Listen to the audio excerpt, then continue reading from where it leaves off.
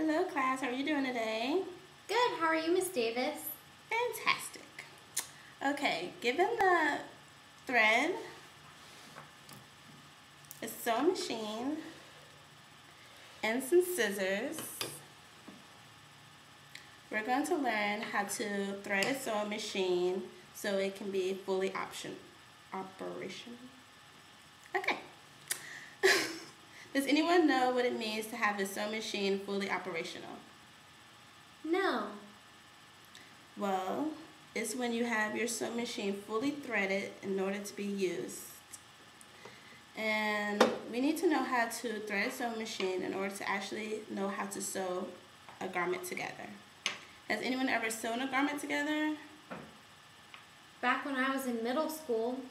Was it hard to get the thread started? That's the hardest part. Yes, it's very hard. Sewing isn't that hard, but getting it threaded is the hardest part of the machine. So I'm going to show you all the steps. I'm going to go through all this fast, and then I'm going to break it down so we can see it step by step. So right now I'm going to show you how to get it started. I'm going to get my thread, and I'm going to put it on the hook right here. And then I'm going to put the holder up there. I put it on the big side so it can keep the big one on the hook. But if you have a smaller one, you put it on the opposite side, the small side like this, if it's a small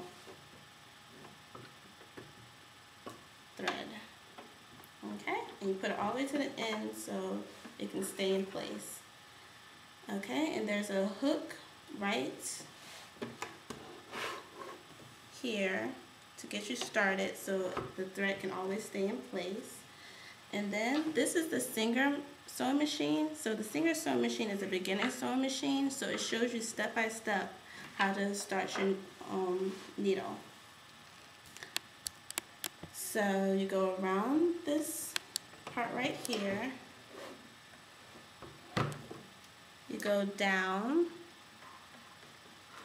you can pull some extra thread, bring it up, and then you're going to have this wheel over here,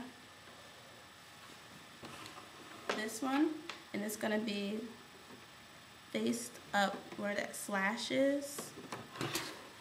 There's a slash, you can barely see it, but there's a slash right there. And that's when your hook gets up here.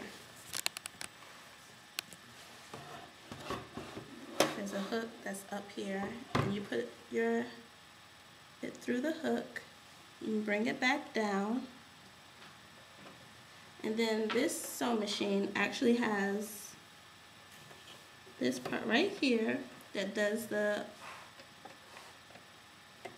it for you. So you go around this hook, you gotta see it. You put it through. Let me pull this thing down. You put it through right there. Let's do it again. Yeah, can you show us one more time? I didn't quite see what you did. Okay.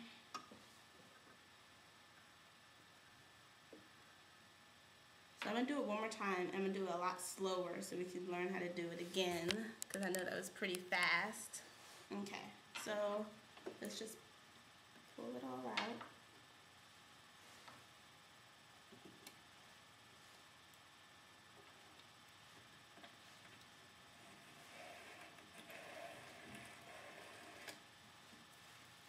Get it out the hook. You can just throw that part away, or you just cut it out. Throw that out.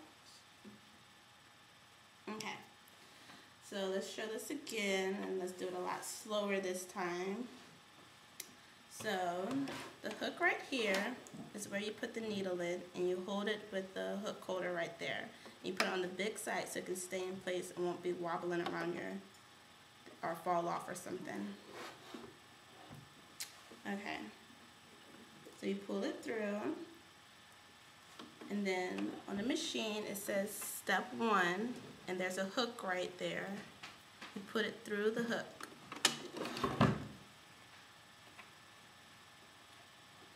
After you put it through the hook so it's secure, you put it through this part right here. This white thing right there, you put it behind it, like that.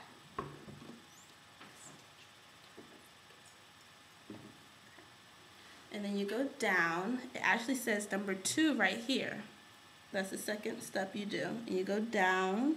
It says step 3, and that's when it tells you to go around. Go around it, back up. You remember that you're supposed to have this part facing upwards, and there's a line right there to show you that that's where it needs to be at. And that's when this knob right here is facing up so you can reach it and you get it through it. After you do that and it's in the hook, you go back down and it says number 5. That's where it says number 5 at.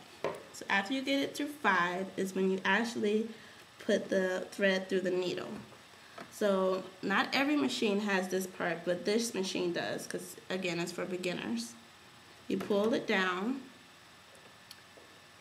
you put it on the left side of the hook right here, this middle part right there.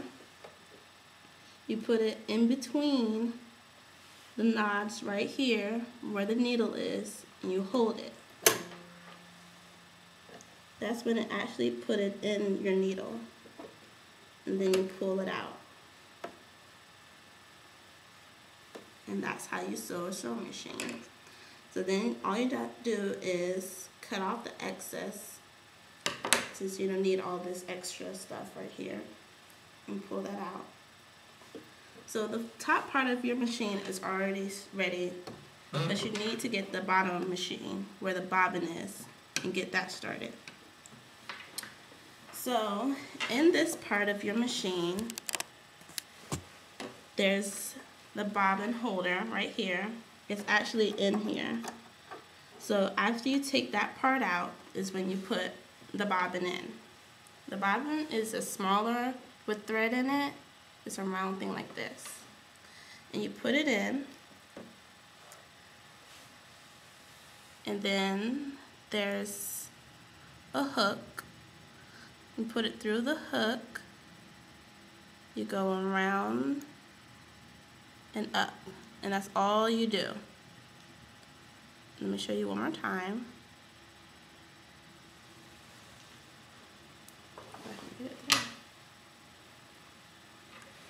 Here's the bobbin holder.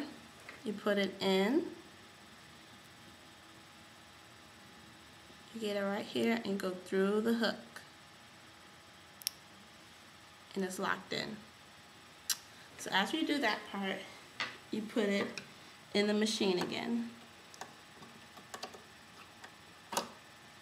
There's a thing to push it, and you make sure it's all the way in, because if it's not all the way in, it won't get the thread through. So you let the excess thread just sit there like that and close it. So then to get it actually coming through, you pull your knot on the side,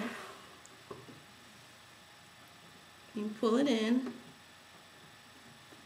and this is when it's grabbing the bottom part. Come through, there it goes. So I just pull, make sure this is up. I just pull the bottom part, and that's how you get it through. And you just make sure it's to the side. And that's how you start sewing your machine. Alright. Now that we see that, does anybody have any questions about it? I have a question. Why do you have to bring the thread through on the bottom? The thread has to come through in order to sew the bottom of your garment. So you won't just have your top garment sewed, it have your bottom so it can secure it in the stitch. Oh. Okay, I'm going to ask y'all a few questions now. Okay, can you use any type of thread to do a sewing machine? I don't know. Yes, there's I mean, you have to use sewing machine thread, but there's different ones. There's a big one like this one. There's medium size, and then there's actually really small ones. And even though this is a big machine, you can still use a small thread to do this. Also, does it matter which side you have the spool holder on, the cap? Yes. Yes, it does matter. For smaller ones, you place it on the smaller side to keep it in. For bigger ones, you're going to need more support, so you need the bigger side. Okay. Now that we understand how to get our sewing machine started, I want everybody in the class to begin threading their sewing machines, and I'm going to go around and help anybody who needs any help.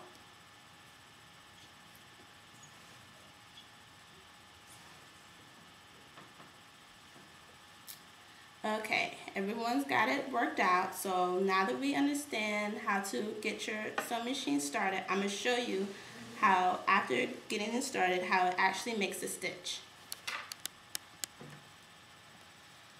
So first you put the piece of fabric or garment or whatever you have underneath the presser footer.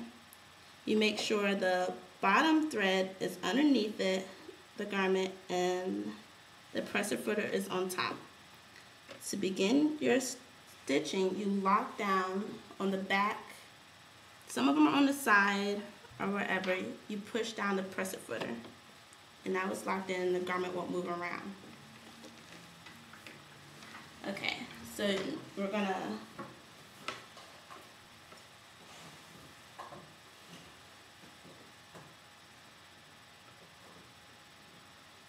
and lights on everything, so now you can see what you're doing. I'm gonna turn it to the side so it's easier for me to sew it, because it's supposed to be, the machine's supposed to face you actually.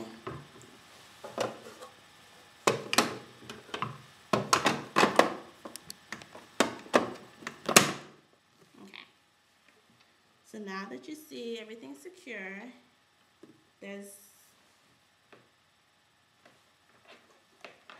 the pedal that you have at the bottom of your machine. All of them have them, and that's what you push to start the machine. So we're going to push it down and just do one line, and I'm going to show you a real short line. And make sure to pull your presser footer up, pull out, keep some of the thread still there so you won't lose your thread. And you can see it actually made a line. You see the pink thread on the brown fabric? Yes. Great. Okay, so now you see how easy it is to get your sewing machine started. This week we learned about that, and next week we're going to learn how to actually do an actual garment using your sewing machine.